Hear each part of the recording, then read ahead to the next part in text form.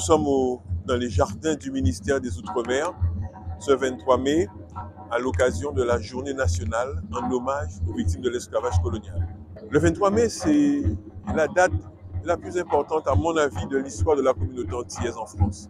Le 23 mai 1998, nous avons fait une grande marche silencieuse pour penser à nos parents qui avaient vécu le martyre de la traite et de l'esclavage colonial.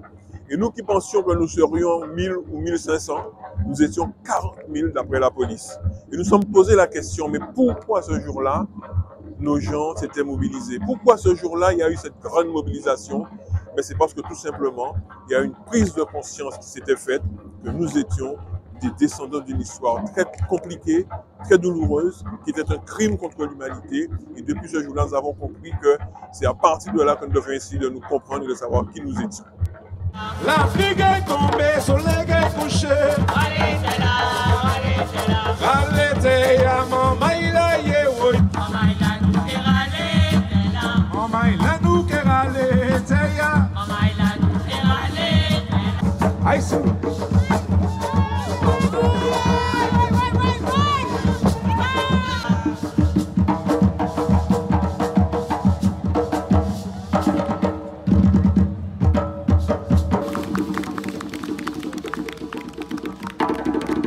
Le 23 mai n'est pas une date comme les autres.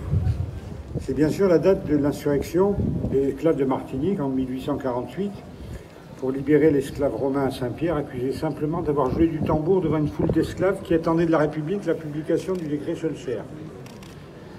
Mais c'est aussi la fameuse marche populaire que vous avez rappelée de 1998, grande marche affirmant la dignité et la conscience historique des esclaves eux-mêmes, de leur souffrance, de leur révolte, de la transmission vivante de ce qu'il y avait non pas dans les textes officiels, mais dans le cœur même de ces femmes et de ces hommes, vos ancêtres.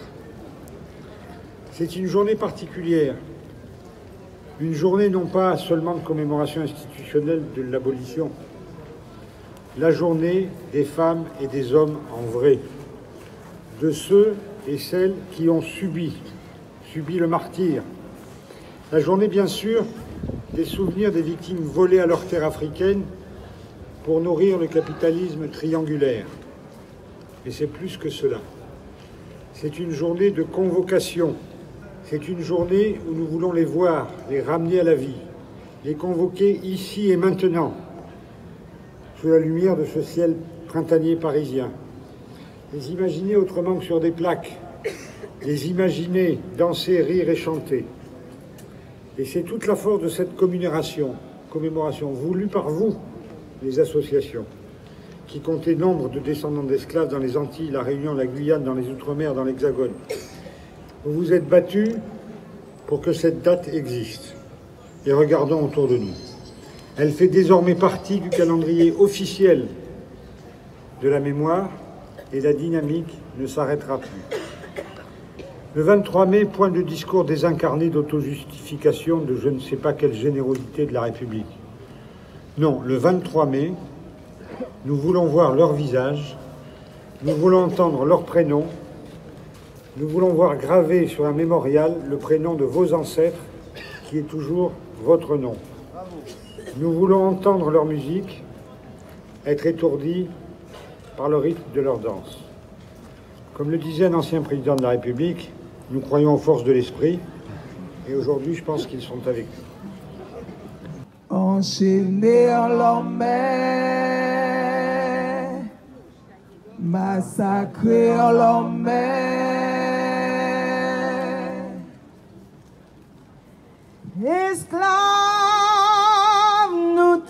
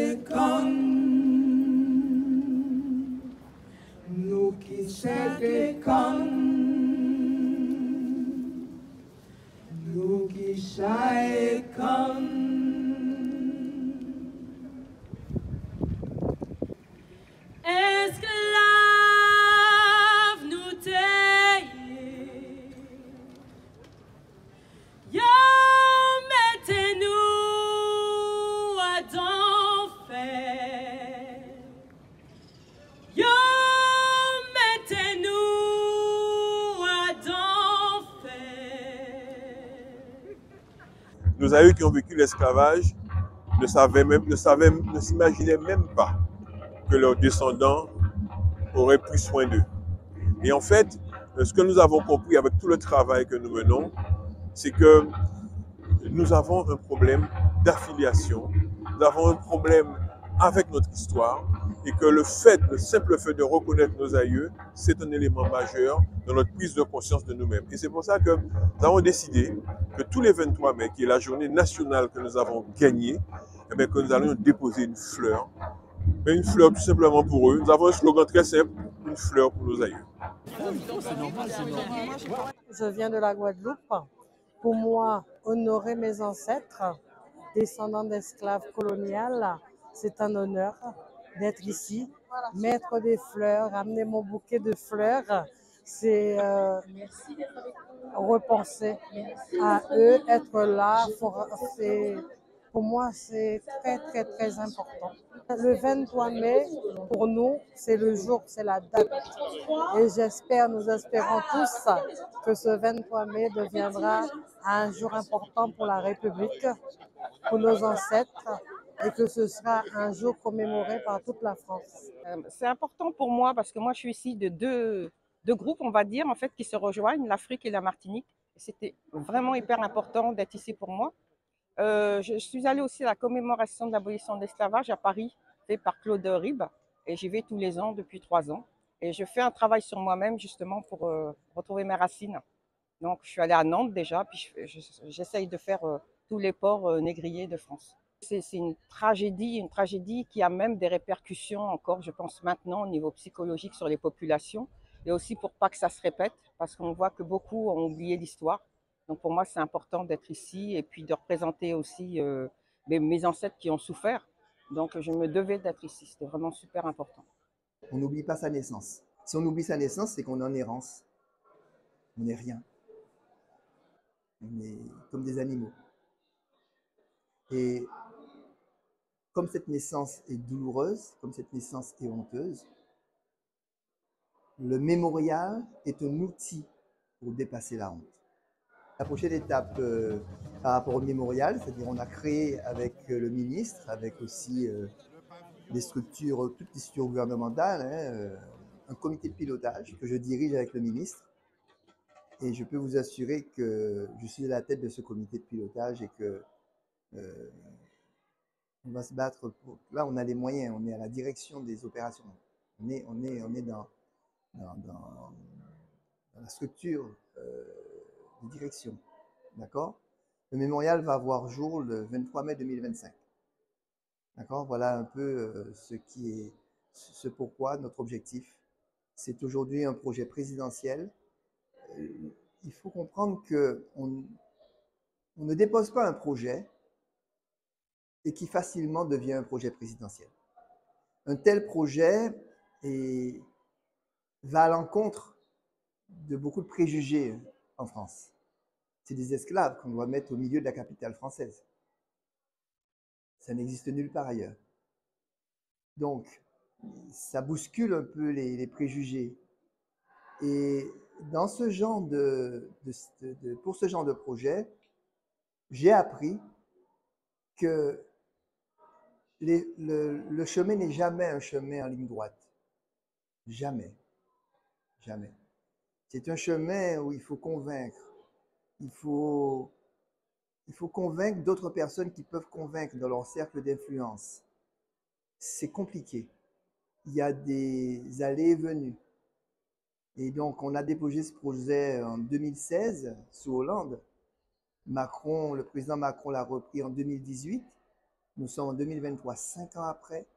Et ce n'est, je pense, que maintenant que nous sommes réellement engagés dans la construction du mémorial.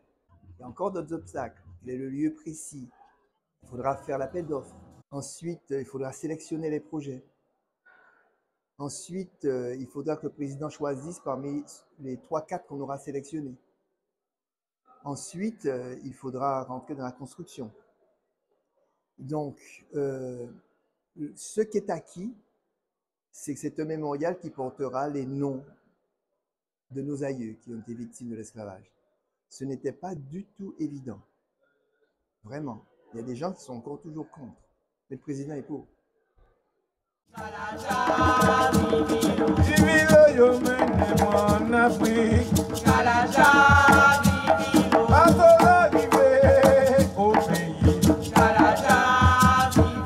Vivilo, vivilo, vivilo, vivilo.